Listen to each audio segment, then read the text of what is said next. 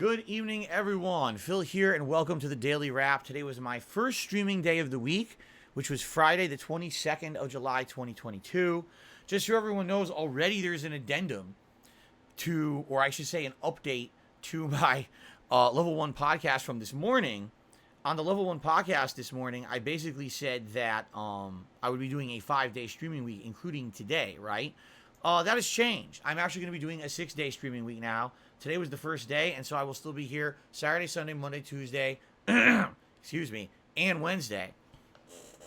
Actually, Thursday will be my day off again next week. So just so everyone knows, yes, it already changed. I know this is the volatility of having, a wife who works retail, and then the schedule ends up changing on the fly. And it is what it is, but that's what's going on, okay? So what do we do today? First of all, on today's episode of the Level 1 podcast, there was a ton to talk about because not only did I have my day off yesterday, so I had updates on things like, what we did on the day off and stuff like that. But there was a tremendous amount of gaming news. The announcement of the TMNT Cowabunga Collections release date and how I'm planning on maybe doing an event around that. Talking about Fighter's History being on Switch Online and me wanting to try that out because it's a hilarious game from the 90s. A few other updates here and there, and of course all this giant controversy surrounding The Last of Us 1 and its remake, and how there were leaks, and then they had to try to save face by releasing an official video, and yada yada yada, and we talked about it at length. All that's covered in the Level 1 podcast for this morning. Okay, give it a look. The first gameplay stream for today was the rest of As Dusk Falls. We finished the whole first playthrough run, incidentally finished it pretty much exactly at 4 p.m. What did I think? Well, basically, I guess the best way I can describe it would be to try to compare it to something else. And the best way that I can really compare it is to a television show that starts off really strong, has a great premise, you think you understand the rules of the world and everything that's going on, and you really like it, and all you want is an answer to an ongoing mystery, right?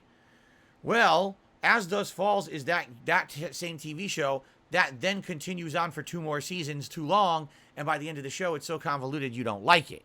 Like, that's pretty much what happened here, is at first you think, oh, this whole game is just going to be about a heist and a hostage situation. No, it keeps going forward and backward in time, then backward further, then forward again. Here's a different situation, here's another situation, and by the time you get to the end of the game, it's literally so convoluted.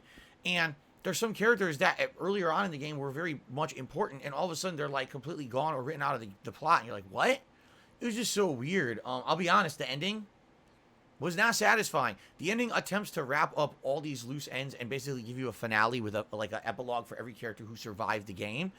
And then at the end, it throws you a twist. And the twist is incredibly open-ended, so there could be a sequel. It's basically sequel bait is what it is. I guess what they wanted to do is see if people liked the game, and if they did, make a sequel, which they absolutely could with the cliffhanger ending that they added there. Personally, I thought it was okay. I'm very happy this was a Game Pass game. If I had paid full price for this game, which I think is $30 to $40, I probably would have been disappointed. It is only about 7 hours long, okay, for one run. Now, the game definitely lends itself to multiple playthroughs, and people said that, yes, things dramatically can change. People can be alive or dead based on your choices. But, ultimately, I think it's always the same ending. Like, always the game will get to that point with that same cliffhanger ending. In which case, isn't that then the illusion of choice, right? Is it not? So, for me, I thought it was okay. By the time that I beat it, I was like, There was definitely some ridiculous, unbelievable, cringeworthy moments that didn't make any sense. The writing's like, dude, does the writer have any idea how law enforcement works? Have any idea how life works? Because some of these situations that you're presented with are like, that would never happen in real life. But it is what it is, I guess. It was still entertaining. I still enjoyed the ride. When I finished the game, I asked my audience, would you guys like to see me play this again and do alternate choices? Some people were yes, and others were adamantly like, no, no, no. So what I need is your feedback. Would you like to see me do another run in this game? If I do another run, it will not be as main streams like I've done it. What it'll be is I will basically play it as night streams, and it'll be like maybe 2 hours every few days. So maybe every week we'll play it like 4 hours, and then within 2 weeks we do this whole second run with alternate choices or whatever. So let me know. You can leave a comment on this video. You can leave a comment over on the playthrough itself. Let me know what you think. I'm not desperately, but I'm definitely interested in hearing your feedback on that. I could go for another run as long as we space it out, but I'm not sold on it. I wasn't in love with the game by the time I finished it. Okay. Then on the late stream tonight, it was Friday Night Fights. This time, Capcom Fighting Collection. At first, for almost the entire first hour, we played Vampire Savior variations. Because I have basically Vampire Savior, Vampire Hunter 2, Vampire Savior 2 all selected to be played. I kept playing variations of the game over and over. I was like, damn, everyone's playing this now? But after a while, I got a little bored.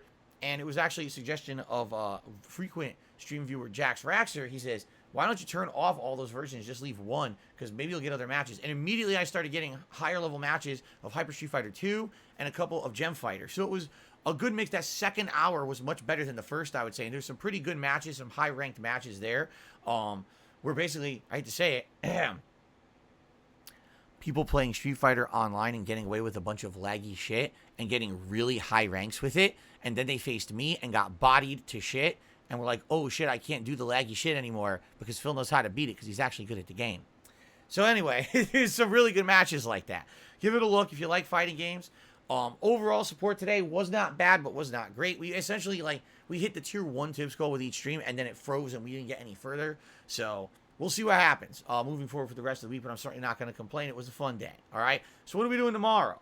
Tomorrow it is the conclusion of Stray on the first stream. I'm excited to see how it all ends. People said the game's only 4 hours long. I'm 6 hours in. We just hit a big city. I get the feeling the big city will take about an hour, and then maybe the final sequences. So we'll see if there's a little extra time at the end of the stream. If not, I'm happy to take the time to finish this game up and give it a proper send-off because I love it. I'm actually telling my audience, I think Stray is a Game of the Year contender for me. That's how good it is, okay?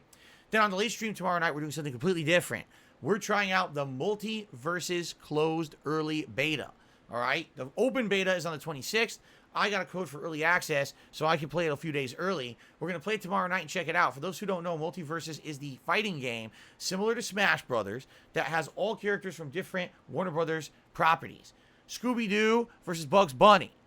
Batman versus Steven Universe. Pretty crazy, right? Some zany stuff in there. People are playing it and say that they're actually really liking it, so I'm interested in playing it myself. And, being that it's only a 2-hour stream, I don't know if I'll get to play with all the characters I want to play with. We'll see exactly how it goes. From what I understand, it doesn't have all the characters unlocked, only a few. So maybe I would want to play with one character for an hour, swap, pick another character for an hour.